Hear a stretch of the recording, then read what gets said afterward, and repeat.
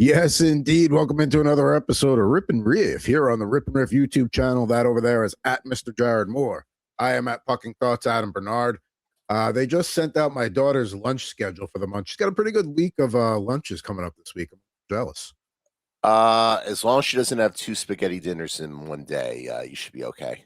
So Thursday is penne and meat sauce, so I clearly can't make pasta for dinner that night. Otherwise, Kirk Van Houten be up in arms, and I can't have that. So nonetheless, here we are. We're going to talk plenty of sports, ripping cards today. It's going to be a hockey and baseball heavy episode. I haven't done a lot of baseball recently, but we got World Baseball. No, we haven't. No, and I know we've been having that lousy March weather in the Northeast, but excited to watch some baseball. How many are we going to cram into this episode? We're up to 2 already. We do quite a few, my friend. Oh, now we'll see how that goes. But nonetheless, it's World Baseball Classic, spring training. I was thinking about this earlier. Like, I think I would be more into the World Baseball Classic if I just had more bandwidth to be into like another sporting event or tournament. Like, you got NHL stretch run, March Madness, NFL draft is starting to become like in the forefront again. We'll go back to football here shortly, but I just don't have the bandwidth to be into the World Baseball Classic. It's a little bit too much for this time of year, and I'm not one that really gets wrapped up in like international sports to begin with. Like I watched the Olympic hockey, but like I wasn't like die hard edge of my seat rooting for Team USA hockey. Like that's just never how I've sort of approached that with my fandom. And like the WBC to me means like maybe a tenth of what like the Olympics means. So yeah, it's gonna be hard for me to get really too invested in that. Other than like I just hope like whoever the Yankees send doesn't pull in with Diaz and gets hurt, like celebrating and tears their ACL in their knee or something, and then they're done for the year. Yeah, and I understand there's no real other time of the year you can do it. You don't want to do it at the end of the year because you're going to have people that just played in the World Series aren't going to want to go and do, or maybe they would, but you'd get people that'd be like, no, I'm okay. Like, this is the time of year to do it. But yeah, and you don't get me wrong. If I'm flipping around, I will, there's nothing else on. But for me, hockey's just always going to come first. It could be Mammoth Blue Jackets, and I'm going to be like, all right, I'm watching that. So, that's just how it goes for me. But Nice. we will kick things off with a little bit of baseball today. Here's the pack ripping lineup. As I mentioned, I've got some 25, 26 Upper Deck Allure. I got a few more of the hobby packs of the Series 1 of the 25, 26. So I'll rip those as well. But Jared's bringing the baseball today. I am. We got the Topps Chrome here. So, and these packs rip nice and easily. Like I went to go pre-rip all of them, had no issues with any of that. So you can get right to it. And 4 cards per pack, so I figure we'll knock out like 4 of these packs or so, and we can talk about like some of the big happenings going around in Major League Baseball, and we can start with the team that is at the top and everybody's chasing the Los Angeles Dodgers. You got Teoscar Hernandez here. I love the look of these cards already. The chrome look is always a fantastic look there, and the Dodgers are going to wind up becoming the impetus of why we don't have baseball in 2027 when they put a salary cap in. So enjoy baseball while you have it this year. Are we going to miss a World Series like we did in '94 when it was supposed to be Yankees Expos, what people were projecting that year? I don't know. I mean, the experts seem to think that we might not wind up missing any games, and that's probably the safer bet because it's just bad for business in general. But like, if the owners are dead set on getting a salary cap in the sport, the players are going to fight that tooth and nail. And I don't see how that happens without, an extended work stoppage. And typically in like these labor things, when you have billionaires versus millionaires, the billionaires are the ones who are going to wind up winning just because they have the deeper pockets.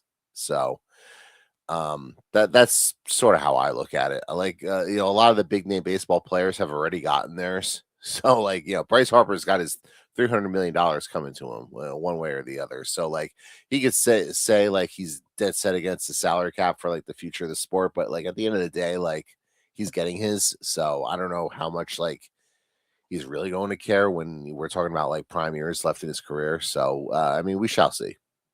And the thing is, like, basketball and hockey could survive missing half a season because some people say, oh, the season's too long and people won't start paying attention until the calendar flips anyway. Baseball and football can't survive like chunks of missing games. Like definitely football. Baseball depends how many we're missing. But like people get pissed if there's like if the season starts late or anything like that. So it'll be interesting to see how that goes. Baseball's also like it's just the perfect springtime, summertime sport where you put a game on in the background and like it's just there. It's the perfect background noise. It doesn't even matter if your team's playing. And like it's just nice, like on a nice like spring night, a nice summer night, just to go to the ballpark, just get outside and be around a bunch of people and have that. So when you don't have that, people are gonna be pissed, I think. So I don't know. We shall see. Logan Driscoll, rookie card here with the Tampa Bay Rays. We got another rookie card. Edgardo Henriquez with the Dodgers. Not exactly setting the world on fire here with these rookie cards here. Dodgers heavy pack here as we have the now retired, although he's going to play in the WBC. We'll see how much. Clayton Kershaw, absolute legend in the game. And That'll be a fun night when they retire his number.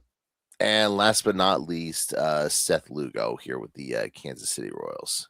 They signed Starling, Marte yesterday. So I saw they were interested. I didn't see that they signed him. So I guess that deal's done now. So good for them, I guess. I don't know how much. I mean, the AL Central's kind of wide open. I mean, it's Minnesota, it's Cleveland, Kansas City, third. Like they can be up there. Detroit, obviously. So all those teams, basically, except for the White Sox, and even they, now they got the Pope behind them. So who knows? Maybe they have a miraculous turnaround. The divine intervention. I mean, so far it's worked for the Bears. I mean, look at how the Bears haven't had a season like this in a long time. So see. Yep. All right. Well, you speak of the AL Central. We'll go right to that with the next pack here. Vinny Pasquantino with the Royals. Big time New York Jets fan. So you have that there. I did not know that about him. So good for him that he's a fellow big time Jets fan. So I feel bad for them that he chose to root for a Jets fan, but you could say that about just about anyone, I suppose. I have my choice. I could have gone with the Giants. I decided to go with the Jets, and now I my choice. You made your bet, and now you'll lie in it. Riley Green with the Detroit Tigers. Tigers should be primed to hopefully, for their sake, have another big year this year. The now traded, our long national nightmare is over. The now traded Nolan Arenado here with the Cardinals, and I think he's with the Diamondbacks now. The whole saga went on for so long. I forgot where he actually got traded to for a split second. He is with the baseball reference Diamondbacks. Yep. Let's see. Keter Montero rookie card there. So it looks like one of those city edition jerseys as well, which I can't stand these jerseys. Most of them don't look very good. Sometimes they get it right, but for the most part, it's just like, whatever. And Alec Boehm here with the Philadelphia Phillies, who are sort of aging out of their window, but I guess they're going to make one last run at it this year with mostly bringing the band back together there in Philadelphia. I mean, the NL East, it's basically, the Nats and the Marlins aren't quite there, but the other three teams are sure in the mix, especially the Mets. Mm-hmm. All right, 2 more packs to go here. We go through these relatively quickly here as we start with a Tyler Gentry rookie card here. Him chasing down a fly ball in the outfield. So I do like those Royals jerseys, though. That's a very basic but classic look there. The blue jersey with the Kansas City written in front. They know what they're doing in KC with the jerseys there. Yeah, they generally do a pretty good job with that. We have a Future Stars card here with Mason Wynn of the St. Louis Cardinals. They better hope he's a future star because the Cardinals are going to be dreadful this season. Yeah, you don't say that about St. Louis. So they're one of those teams that they're in the mix every year. They find the way to be in the punt for the playoffs, but that's not going to be the case this year. That window is closed. That window is closed, and for a team that has a reputation of their fan base being the quote unquote best fans in baseball, like we'll see how long that lasts if they go through a prolonged drought here of like 70 win seasons and picking in the top 5 of the draft every year. we'll see what the attendance is like in the middle of July when you're 12 games out of first and it's 98 degrees in St. Louis with the I don't know, raisin town, let's say. Let's see. Ty France here with the Minnesota Twins. And last but not least for this pack, Jordan Alvarez. He'll probably have a bounce back year if he can stay healthy. He's one of the best left-handed power hitters in the American League. So Uh, Going to the AL West for a second, I should say. It's weird, because I'm in the Bay Area now, so you hear a lot about the Giants and a little bit less about the A's. But you got Tony Vitello taking over as the Giants manager this year. That's a storyline. Hearing that the A's are actually going to try and sign Nick Kurtz it's weird to be like, oh, you're actually going to try and keep one of your better players like that. That's what you're supposed to do. Good for you.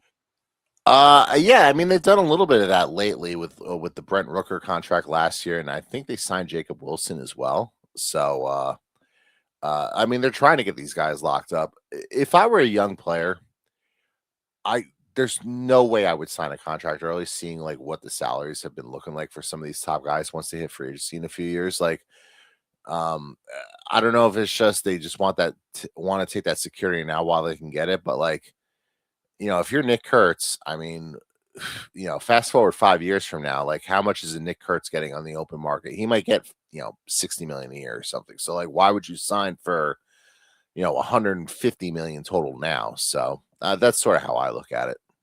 And also, I know they're moving to Las Vegas, but I mean, still, right now, going to an A's game in Sacramento at Sutter Health Park, it's an experience. But it's tough to get people that want to play in basically a single A stadium. No. All right, last pack here. We start with Garrett Mitchell with the Brewers, and the Brewers are one of those teams that's always going to be in the mix in the Central, just with how well they do drafting, development, and training players, and they're sort of like the new Rays in that sense, where like they move on from these guys before they hit free agency, but they're always finding a way to sort of restock the cupboard. I don't know if Tampa's going to be able to do that this year in the AL East. I mean, it's the Yankees, the Red Sox, and the Blue Jays, and then the Orioles adding Pete Alonso and trying to maybe make a push here. Might be a year where it's tough for them to really be in the mix. Yeah, and since you mentioned the AL East, you have one of the newest members of the AL East, Dylan Cease. Now he's with the Blue Jays. That was their big offseason addition to the rotation there. I'm not the biggest Dylan Cease fan, but I mean, I figure the top of the AL East is probably going to be Yankees, Blue Jays again in some order, and it's probably going to come down to whether or not Toronto just dominates the Yankees like they did last year. And as a Yankee fan, I don't really have a lot of faith that they're going to turn the tide because they basically just ran the team back from last year. So minus Devin Williams and Luke Weaver in the bullpen. So it's tough to get too excited as a Yankee fan as we slowly approach opening day. I'm sure we'll be complaining about Cashman and all that stuff. We'll be playing the hits all summer long. that we will be. Adley Rutschman with the Orioles. We'll see where the Orioles wind up finishing in the division. They're obviously trying to be better with some of the additions they've made with Shane Baz and Pete Alonso and whatnot. They moved in, I think, one of the outfield fences too, if I'm not mistaken. I want to say they moved in a little. That probably need to be moved in. Well, they moved it back because of Aaron Judge, and now that I think they realize that wait, this hurts our team too. So we better move it back forward. But maybe we don't make an adjustment for 9 games a year versus 81 games a year. Those other 70-something games are kind of important too. Especially when you're the Orioles and the best thing going with your rebuild, retool, whatnot is that you have some pretty good hitters in your lineup. You want to try to I don't know if stack the deck's the right term, but you want to try to put them in a position to succeed. So. But last but not least, Brandon Lockridge, rookie card here with the Padres. Sort of really striking out with these rookie cards in this box. And one-time Yankee prospect Miguel Andujar here with the Athletics. Don't call them the Oakland Athletics anymore. They're not that, and don't call them Sacramento either. They want nothing to do with Sacramento. Well, they apparently tried to get the Sacramento A's trademark or something, and were shot down or whatever. There was the issues with that, and like, okay, because they're actually going to lean into Sacramento a little bit more this year. Besides that, I forget what the name of the bridge is, that like yellowish bridge in Sacramento that they have the patch on the shoulder for. They're actually going to try and lean into being in Sacramento, at least for the time being, or at least they're trying to. Well, But I mean, you're going to be there for another year or two, so you may as well, right? and here's the thing, like now that I've gone to a game there, I don't know if I can go out like at least for me, like Sacramento's a good like almost 2 hour drive with the traffic I deal with. So like, yeah, it's a cool experience to see a major league game in like what's essentially, like I said, a single A stadium, but where it's really a triple A stadium. It's still like to me, there's no difference between that stadium and what the Cyclones in Brooklyn and Coney Island play. And I've been in. It's very Once similar. you've been to one minor league stadium, you kind of been to them all in that Yeah, in that sense. yeah, they're all that have the the one tier that wraps around from like the left field foul pole, the right field foul pole. At Sutter Health Park, they have like a outfield area and right field where like a picnic area with a lawn and some trees and stuff. But that's about it. It's very small. Well, I got some baseball flick cards I want to open here in the coming weeks. But what I wanted to spend a lot of time on today, it's NHL trade deadline coming up on Friday. There's a lot of things being thrown around, and we'll go through the things we know and the things we'll be curious to see. But got back-to-back hockey packs here. First, we're going to rip open some 25, 26 Upper Deck Allure there. I'm a Macklin Celebrini card whore. I want any Celebrini cards I can get as an autograph would be nice. I also see a possibility of a Ivan Demidov rookie autograph there. And then, Jared's big with the video games, maybe a little Allure 16-bit card there. There's an example with the Wyatt Johnston. Been on a tear for Dallas, Lisa. So the Stars. So Stars seem to be hitting their stride, hitting the deadline. We can talk about our two teams for a little bit. Things we know. Vinny Trocheck is going to get moved. Minnesota, Detroit, who knows? Adam Fox now apparently, maybe not feeling welcome as there as he used to anymore. So who knows what happens with him? They could swing the right deal. We'll see what other parts the Rangers could move at the deadline here as well. But let's start off here. We've got Lucas Raymond, Detroit Red Wings. They'll be buyers at the deadline for the first time in a long time. They're very much in on centers like Trocheck, Robert Thomas, maybe a Ryan O'Reilly, but they're definitely going to be making some sort of move here at the deadline, or at least try to.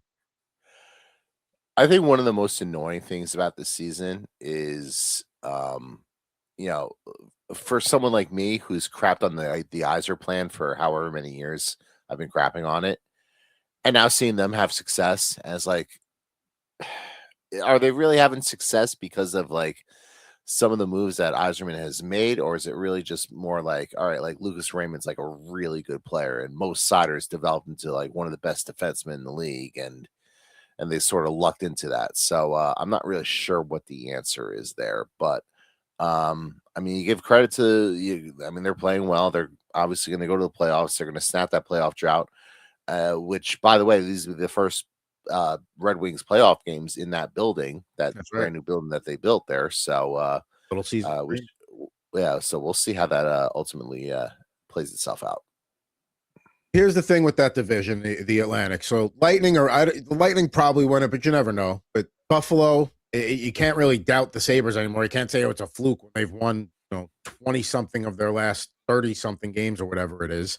I will say I have a standing bet already for next season with somebody online where I already bet that the Sabres miss the playoffs next year.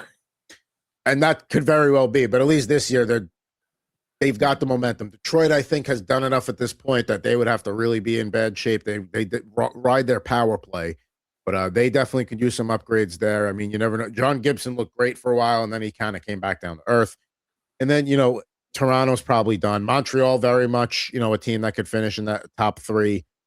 Boston still hanging there, still a wild card team. There's a lot of possibilities in Atlantic. It's pretty much everybody but Toronto, and I don't think Ottawa's getting there. Florida, I know mathematically has got some work to do. We'll see how they play the next few games, but probably, all the hockey's probably caught up with them from the past few seasons, finally this year.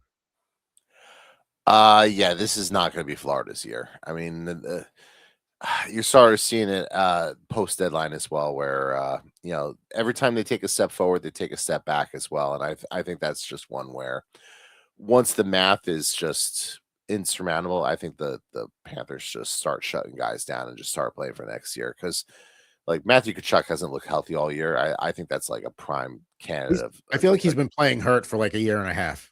You know what I Right. mean? Yeah. Basically, since the Four Nations. Yeah, and so and then you've seen this Owen Power hitting their groove insert there. It's a good looking car with the Sabres Oh, talking yeah, about the the Atlantic Division. Sabres have hit their groove, so I can't dispute that. So yeah, as much as I would like to say, oh, Florida gets back in the mix, yeah, I just think all that hockey has caught up with them, and this is the year, and no Barkov, so like you're already down your top center. So Seth Jones has been hurt. So again, it's like you said, once they're officially mathematically out of it, you're going to see a lot of AHL players getting some call ups here and there. And you know what? The Panthers will be a prime candidate to come back strong next year. After having a long off season, everybody's all healed up. They'll probably come out with a chip on their shoulder with how loaded that roster is that they failed to make the playoffs, and they'll probably run roughshod over the league next year, would be my guess. Since I would agree with that. Yeah, a year to rebuild, a year to kind of get healthy again, get Reset. ready. Yeah, It's a reset. reset year. Because I mean, the talent is there. It's just like we said, it's a lot of hockey over the last few years, and it's caught up with them. People forget they went to the Stanley Cup the year before that. They're two championships, so they've made some deep runs. They We will do have to figure out the goalie situation though, because Bobrovsky's a free agent, and Freeman said something about like he's been tough to sign. I don't know what that means, other than he he's also just had asking for too much money at his age. But his numbers also like he's been winning. He gets wins because it's but he's Florida. been bad this year. Yeah. Like he's been statistically one of the worst goalies in the league this year. And I don't know if Tarasov long term is the answer. One of the rumors I've heard is that maybe San Jose would kick the tires on Bobrovsky because they got Askarov, could be a mentor to them. Maybe obviously Nedeljkovic would probably have to go back to Florida in a trade like that just so they'd have somebody to play besides Tarasov. Speaking of the Sharks, is William Eklund. Won both of their weekend games against Canadian teams. I was at the Oiler game on Saturday. Sharks held on for a 5-4 win. Then they beat Winnipeg 2-1 in overtime. Michael Nisa, his first overtime game winner there. I think the Sharks are going to the playoffs. I mean, I hope they are because I bought 2 extra games in my plan so I could have playoff access before the general public. But yeah, it would be nice if they could get there this year. I don't expect much out of them. They're going to play Colorado or Vegas in the first round more than I think. Right. Just getting there and maybe winning a game. That's plenty. Right, and I'm not saying the Sharks should go all in this deadline or whatnot for that reason, but you would like to see them make a couple moves. Even if it's just a couple relatively minor moves to sort of reward the room. Like they've done a lot to put the team in this position. You kind of want to see management acknowledge that and do something to kind of give them a little bit more of a fighting chance against one of those top teams.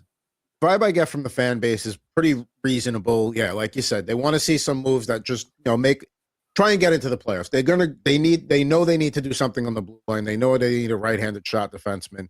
Shakir Mukhamadullin had a huge weekend, great game on Saturday, including the game-winning goal and a key block that saved the day. So maybe he's played his way into a regular. But they need another right shot defenseman. They could, I don't know if they got to tinker too much at forward, maybe a depth addition, but I think they kind of got the group they want to go with the blue line. And then, depending upon what they want to do with the goaltending. But you look at the Pacific, Vegas is going to get in. Anaheim's looking more and more like the team they were the first 2 months of the season. So they're starting to look like they're going to be in. Edmonton, can't rule them out. LA, they made the coaching change with Jim Hiller. So let's see what happens there. But they were starting to, it was, they were starting to look like a team maybe falling out of the pack. You lose Fiala, even though you get Panarin. See what happens here with the Kings. But Pacific's going to be fun to watch down the stretch. Yeah, that's sort of rotten luck there with the Kings, unfortunately, with them losing Fiala during the Olympics. And you kind of want to see him making one more move now just to kind of, see if replacing Fiala, because they made the Panarin move to make a playoff push, and now Panarin is basically just replacing Fiala. So now you need to do something to, again, add to the group there. So we shall see. Now, next up, we got Quinn Hughes' picture with the Canucks. Obviously, got traded to the Wild during the season. Vancouver, we'll see if they move Elias Pettersson. His name's being kicked around a little bit. I'm sure they'll move what other parts they have. But speaking of his current team, we'll see what they do. We know Minnesota wants another center. They're not. Their top 2 centers can't be Eriksson, Ek, and Hartman. It could be Eriksson, Ek, and somebody else, but Hartman cannot be their second center or top center right now at this case because he's skating with himself. You wonder O'Reilly is the name. I was going to say, you wonder if Minnesota's far enough east where that's a team that like Vincent Trocheck says yes to, because apparently he wants to stay out east. Minnesota's not California, but it's also not exactly East Coast either. Like, from New York, that's a 3-hour flight there to Minnesota. So who knows? But Minnesota is like hockey obsessed. Like I feel like if you're going to make an exception, that's going to be the one to go to. If yeah, I know he wants to stay in the East, but like you said, that's as far west as it would count for East, I guess. You can get to some of the Midwestern cities relatively easily there. Yeah, Minnesota's adding a center. I don't know at what cost, who it's going to be. Maybe they try and get Robert Thomas away from division rival St. Louis. They're definitely centers are coveted on most trade deadlines, but this year I think you're going to see some some prices paid for them, some premium prices, because there's a few good ones out there and a lot of people want one. And speaking of O'Reilly, here's a Nashville Predators. We got a rookie Joakim Hemmel card there. Hemmel card. That's a good looking rookie there. They're going to be active. Steven Stamkos' name has been thrown out there and he's been playing real well as of late. Jonathan Marchessault is another name, so they're going to be big sellers there. One of the team names I saw Steve Stamkos potentially traded to is Tampa. I'm like, not a freaking chance are they going to reacquire him. I mean, maybe, but I mean, not at that number. Oh, no, I don't think so. But we'll see. If that happens, I think it's more of an off-season thing. Yeah, and again, I could see him being moved. It's just a matter of where. So you and I are going to like this pack because it's 2 Rangers and 2 Devils that are in this pack of Upper Deck Allure. Let's start with Philip Gustafson, though, the one non-Ranger or Devil in the pack. We talked about the Wild. We expect them to make a move there. They seem to be happy going with the Gustafson and Wallstead mix there. And, you might see more teams go into the playoffs with using both goalies than establishing just one starter and moving forward, just because of the way a lot of teams are playing this year. Well, there was a report they might actually dangle Wallstedt in the right deal for a center. So that might also be a possibility. I'm not sure what team you would do that considering the center is available, but like if I'm Wallstedt, yeah, like he doesn't really make sense for the Rangers. He doesn't make sense for the Flames. He doesn't make sense for the Predators with Saros signed. So I'm not sure where he would necessarily go if they were to dangle him. I guess the one interesting team could be Florida if they wanted to move off of like a Sam Bennett already or something, but I don't see that happening. I mean, the problem with Buffalo is, they could use another center because right now Ryan McLeod's their second line center with Kulich hurt and out with blood clotting, I think, disorder. But are you willing to pay the price because they're going to want a second line? So I don't think they would be a mix. Maybe Montreal. I mean, Montreal needs a second center themselves. Yeah, that's the thing for playoff teams that are in the market for goaltending. I mean, Pittsburgh seems to be content with Shelovs and Skinner right now. You look out west, like they're not going to trade them in division. They're probably not going to Edmonton would be the team that okay, they would want to make that move. But what are they going to send back to make that happen? And Elliot Friedman was saying that Edmonton is basically made their bed with the goaltending, which if I were Connor McDavid and I'm hearing that, I would be livid with the Tristan Jarry thing. Because I get Jarry's been worse than Skinner and that hasn't worked out, but you're telling me you're going to waste one of our, I only gave you, a 2-year extension. We got 3 kicks at this can. You're telling me we're not going to fix the goaltending? Like what are we doing here? I know Nuge probably has a no movement clause, but that would be somebody that might entice to get Wallstedt out of there. That would be the sacrifice you'd have to make. Yeah. I wouldn't be thrilled. Poor Connor McDavid, man. That guy's he's ready. Frank Grimes right before he was about to snap. I feel like McDavid's he's right there. Like he's ready to touch those power cables without the safety. Like he's ready to do it. Right. And it turns out the Homer Simpson in this analogy, I guess, would be one of the Tkachuk brothers, probably Matthew Tkachuk. The bridesmaid comment to Draisaitl, which he kind of, it's the Draisaitl, but there's strays going to McDavid on that comment too, of course. Now back to our teams here. The Rangers. Here's a Gabe Perreault rookie card. Love to That's get a good one to pull. That's a nice one to pull. it's been tough to be excited about the Rangers. I know they got Shesterkin back, but it's a disaster there.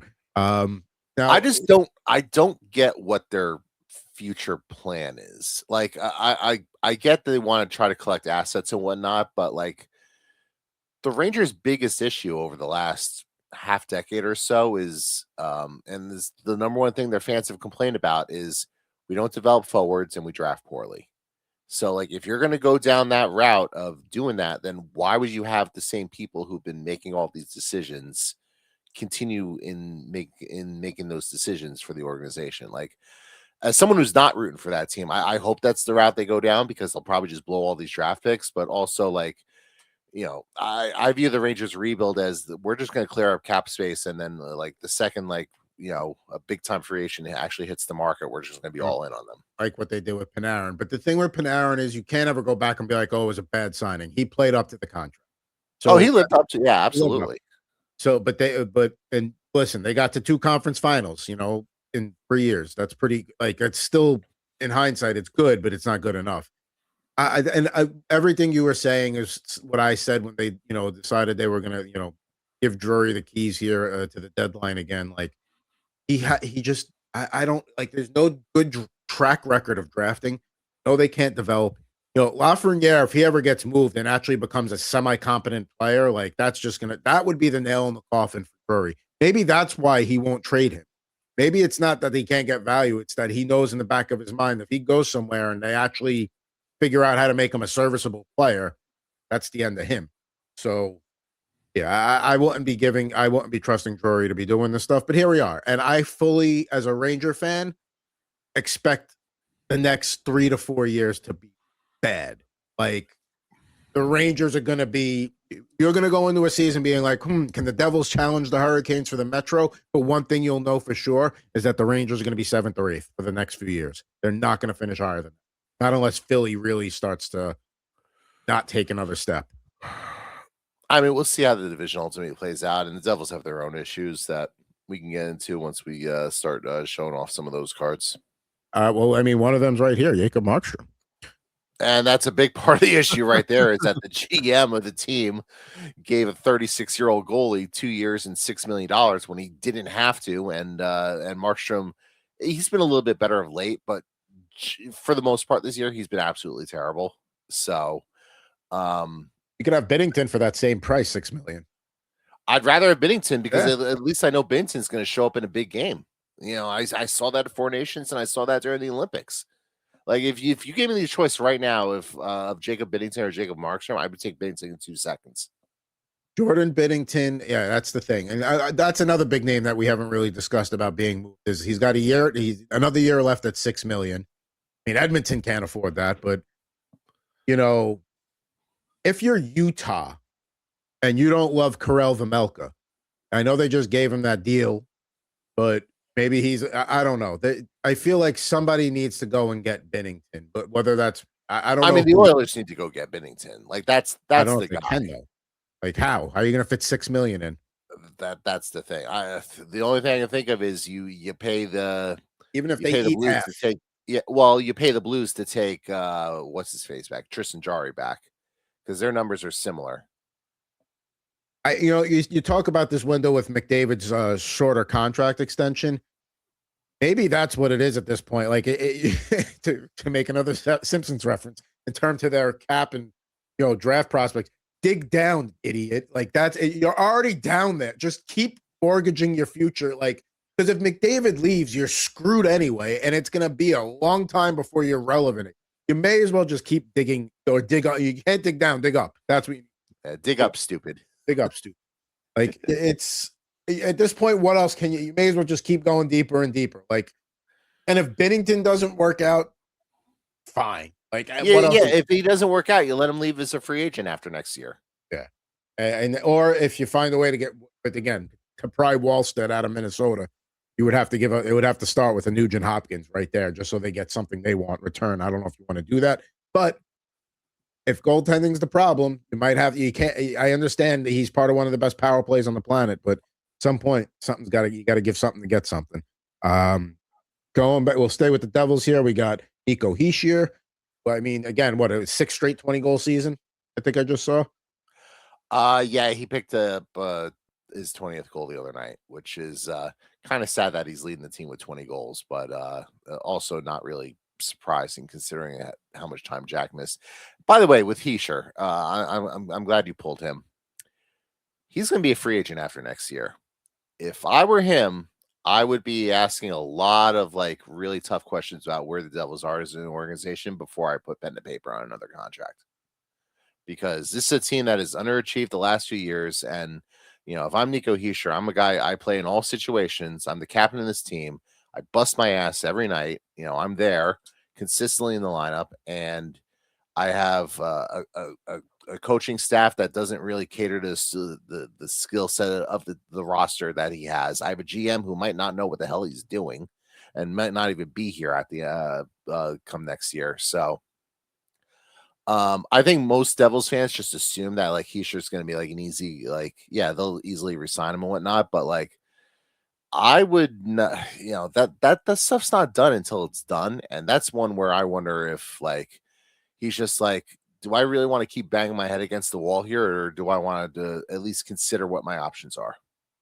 And that's the thing. Like, yeah, it's a no-brainer for the Devils to want to re-sign Heischer, but like you said, maybe Nico's like, I've given ample time here. There hasn't really been any progress. We got to the second round. I Yeah, they need got to more. the second round once. They made the playoffs 3 times in the 9 years he's been here. So that's the thing. I wouldn't necessarily like if they don't, and they're not going to make any moves at this deadline. We talk about maybe Dougie Hamilton going, but maybe a spare part or two. But they're not going to be. They're not buyers, that's for sure. Not at this trade deadline. If you ask me if Heischer signs a new contract on July 1st, I would set no at like minus 200. Yeah, I think that's reasonable. And I would agree with that. Now, the last card out of the Allure pack before we get to the Upper Deck Series 1, one of the few bright spots in the Rangers lineup night in and night out, Will Cooley. Yeah, he certainly looks like a player who's perfectly capable, cromulent depth forward. So that's certainly what you're looking for. I think, I don't know if he's good enough necessarily to play higher in the lineup for an extended period of time, but I think that's a guy you certainly want in your lineup, though. No, I think he can be like that third, That third guy on the line. yeah, the third guy on a top pair. Absolutely. Like, just to use a local example, like if he was with Celebrini and Will Smith, he's the guy doing all the other stuff, and those are the guys that are making it happen. That's kind of what Colin Graff has become here. And he's very underrated player for the Sharks. But yeah, Will Cooley, one of the few things that they've gotten right in their draft history there on the jury. Let's do some Upper Deck Series 1 here. So we switch over to that. And here's some of the cards we're looking for out of that pack. Again, mine a little Igor Shesterkin Cup Quest, a little Nathan McKinnon, numbered out of 100, or another, Macklin Celebrini holotypes, second year card there. Certainly won't mind that. Let's take a look at what we get, though.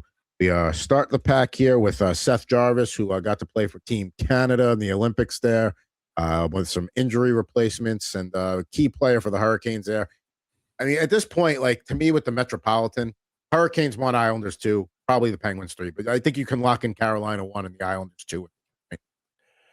Yeah, I keep waiting for the other shoe to drop the Islanders, and it keeps not happening. It's not going to happen. It's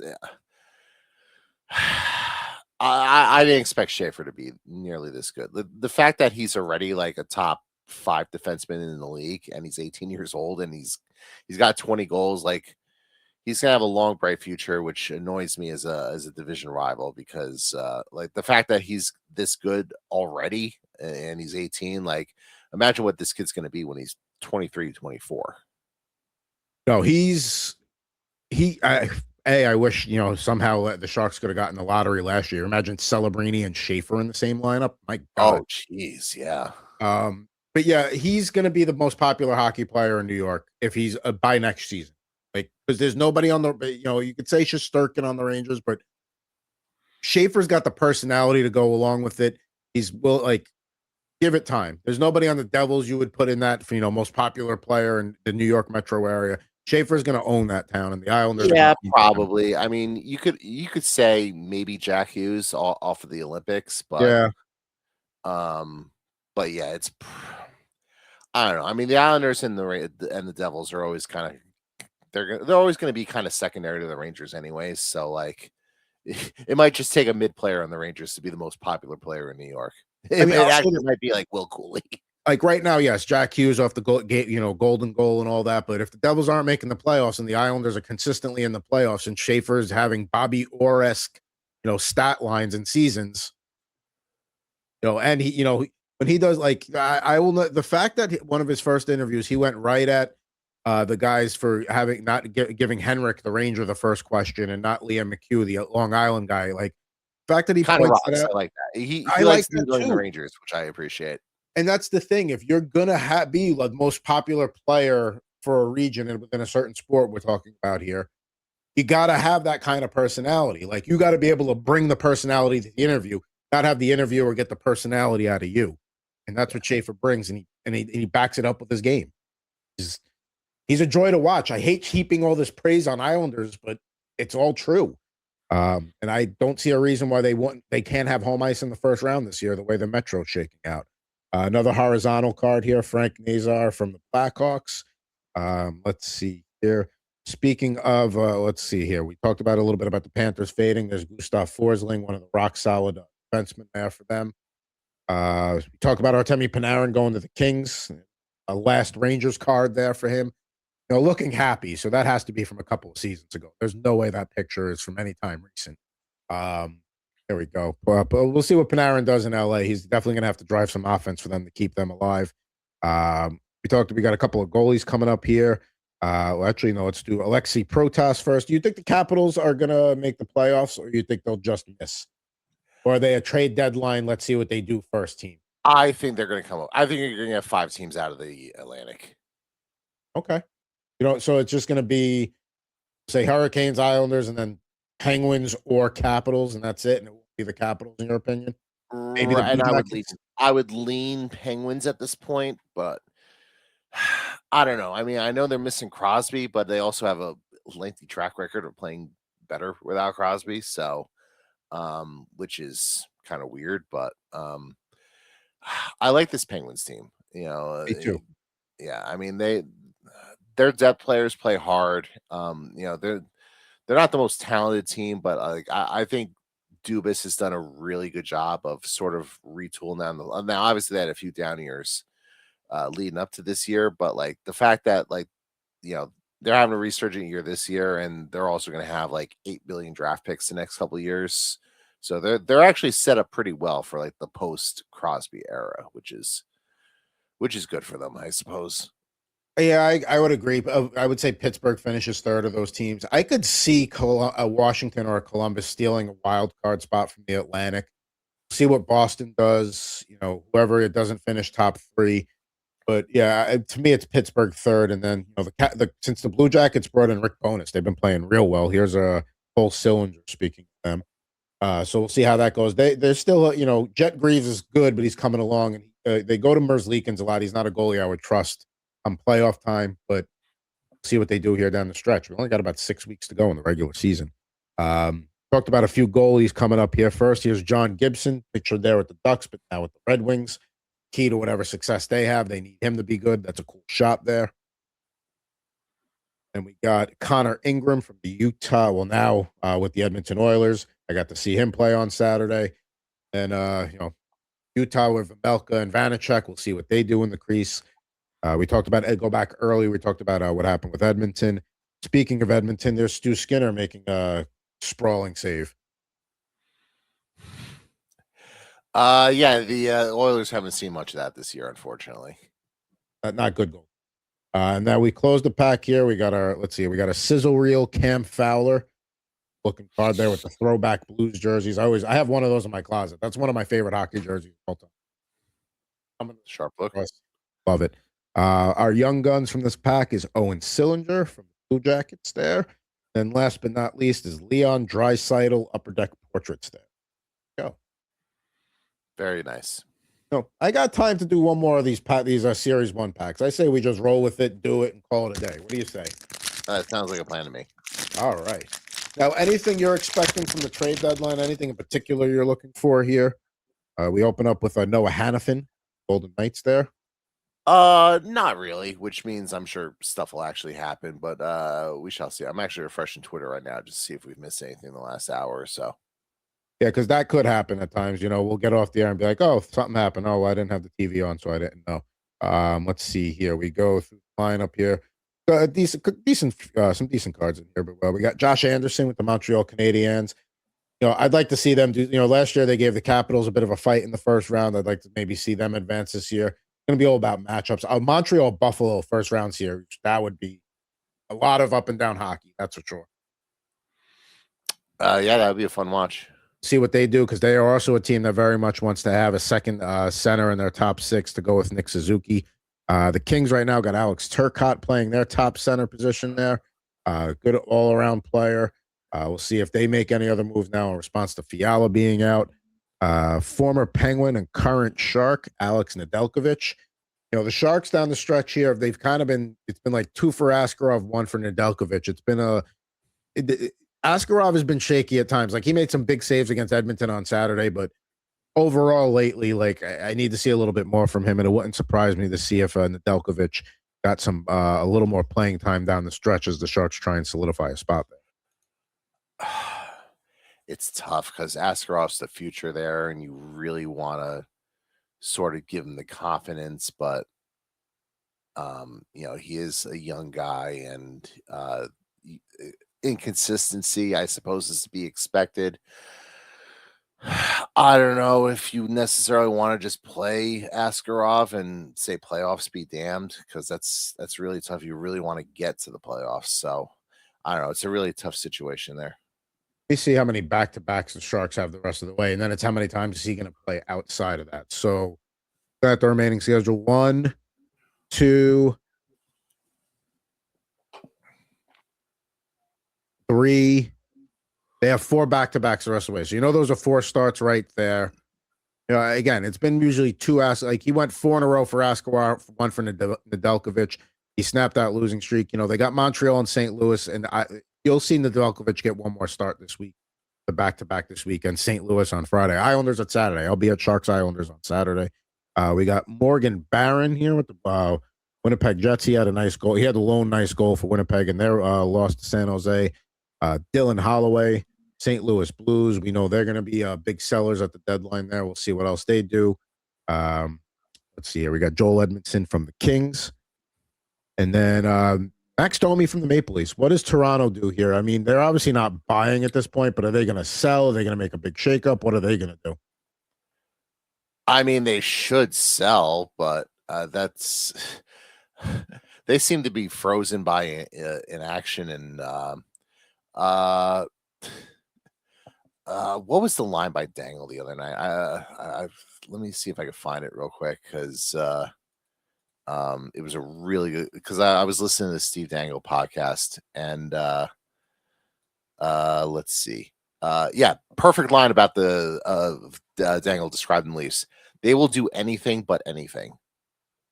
Yeah, there you go. Yeah, like they won't actually do anything to address the issues with the rosters. They won't fire the coach. They won't make a trade. They won't do this. They won't do that.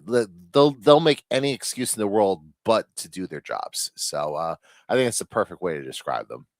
If you're a Max Domi collector, that's a great shot, by the way, with the missing teeth. That could be that could be a Ty Domi card right there. Oh, speaking of which, I ordered 5 of the Jack Hughes Tops Now cards with him, with the iconic photo of him, American flag draped over the shoulder with the missing chiclets. So hopefully I get one of the variants there. I bought 5 of them. I mean, to me, that should be like Time Magazine photo of the. Do they still have Time Magazine? Is that still a thing? But that should be photo of the year. I was going to make a political joke, but they do still have Time Magazine. But I'm not sure I necessarily want to be the person of the year. Got it. Understood.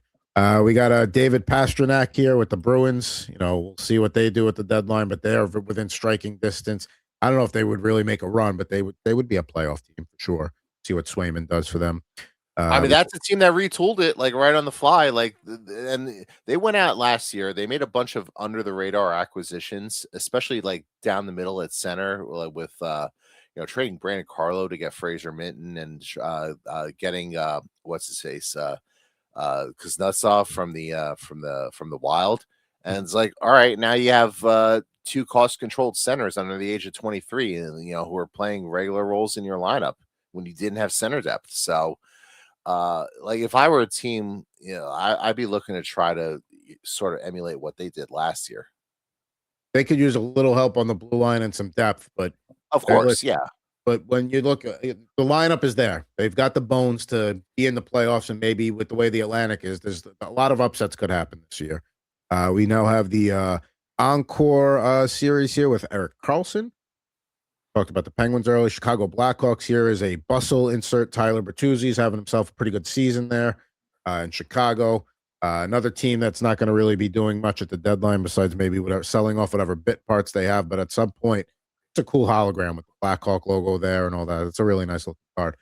I'm curious at some point if Bedard starts to get frustrated if Chicago doesn't start taking a step soon. We kind of got a little bit of taste of that last year. So Yeah, I mean, this is year 3 for Bedard. I'm sure a lot of that will be combed over in the offseason when they're paying him for $15 million a year or whatever they wind up giving him on this first contract off the ELC. I mean, it's you think you've got the goaltending there with Spencer Knight, although he hasn't been as good as he was to start the year. Lev Shunov just broke 20 assists, I think. So they've got some pieces there, but at some point you got to start putting them around them. And again, Bedard and Celebrini are going to get compared a lot throughout their careers. And if I'm Bedard and I see what's happening in San Jose, where building's starting to become packed almost every game, Sharks are making a run. Celebrini, he's got Will Smith. They tried to add Kiefer Sherwood. Whether they flip him or not at the deadline, if they can't get an extension done, remains to be seen. But the Sharks are at least, Mike Greer is at least like, all right, we're done being sellers. Now it's time to start putting pieces in place to try and get this team to be, Vegas eventually is going to start tailing off. That's where you want to hit that, where they're tailing off is where you want to rise. But Anaheim also in that boat as well. So Joel Quenneville, I mean, listen, I understand all the things that happened in Chicago in 2013, but purely as a hockey coach here, garbage human, hell of a coach. Still one of the best in the game when it comes to being when it comes to coaching. You're seeing that with Anaheim this year. Last card in the pack here, another encore. This one's Andrei Vasilevsky, but it looks like an ice blue parallel version of that. So that's a nice Vasilevsky card, and that's a big part of the reason why the Lightning are having the year they're having is just Vasilevsky's been Vasilevsky again this year. Vasilevsky, they got a strong top line there. The blue line's been okay. Yeah, it all goes back to Vasilevsky just being the workhorse that he is. Johansson also has provided some solid backup play, which they weren't getting from him last year. So, there we go. If we're going to talk polls of the day, I would say it's probably that or maybe the Leon Draisaitl upper deck portraits there. I'm good going with those. Yeah, those are good. I mean, it's a cool card. It's a little weird, though. I don't know. He looks a little too much like Two-Face from the Batman movies, like the hockey version. Yes, Harvey Dent. Who played in when the movies when we were kids? Who played Two-Face? It wasn't Schwarzenegger. He played a Mr. Ice or something like that. I forget, like the '90s Batman's movie. I forget those. It was but in the Dark Knight, it was Aaron Eckhart. Yeah. Well, I'm looking it up now too. And it was really good in that movie too, by the way. Like I know everyone praised Heath Ledger for. That's right, Tommy Lee Jones. I know everyone praised Heath Ledger for his performance. Aaron Eckhart was just as good in that movie. It was fantastic. I mean, they all were great in that movie. Yeah, they did a really good job casting those the Chris Nolan Batman movies. Those were fun to watch. Now, we talked plenty of trade deadline coming up later this week. Total Hockey Now. We're going to have a complete trade deadline preview on Thursday. And then on Friday, Christopher Merez at Fussy Chris 91 on his Slapshot podcast will be doing a live stream throughout the day. I'll be joining that as well to react about some of the bigger things that happen. When it comes to stuff about the Devils, Jared will react at allaboutthejersey.com. Is Dougie Hamilton getting traded? Yes or no? I will say no. I think ultimately it's just too much money on the contract. He has a 10-team list, so he has to approve it. And I think the teams that are kind of interested, he's kind of wishy-washy on. I think he gets traded at some point. I don't think it's at the deadline. I would guess it happens in the offseason. I wonder if, I know the Sharks weren't on the list, or I don't know if it's 10-team yes or 10-team no list, but either way, It's a 10 team, yes. So 22 team, no, or 21 team, I suppose, since the Devils are one of the teams. So yeah, so I wonder if maybe he's changed his tune a little bit, the way things are going, because I'm sure that back in the beginning, like, all right, we'll see about the Sharks, but they're very much in the playoff mix, and I don't know. I mean, maybe he doesn't want to pick up his life and move it all the way across the country. That's also understandable. See. It's tough. It's tough to do that at the middle of the season. I think it's just for all these reasons. I think it's just more likely that happens in the summer. Oh, all right. So Jared thinks Dougie Hamilton stays. We shall see. You can also check out his great poker work at Jared Moore Poker. Of course, you can always reach out to the show at ripnriff@gmail.com. But that'll do it for this edition of Rip N Riff here on the Rip N Riff YouTube channel. Back with you next Monday, March 9th. We will react to the NHL trade deadline, among other things. But for at Mr. Jared Moore, I am at Pucking Thoughts Adam Bernard. Back with you next Monday on the episode of Rip N Riff on Rip N Riff YouTube channel.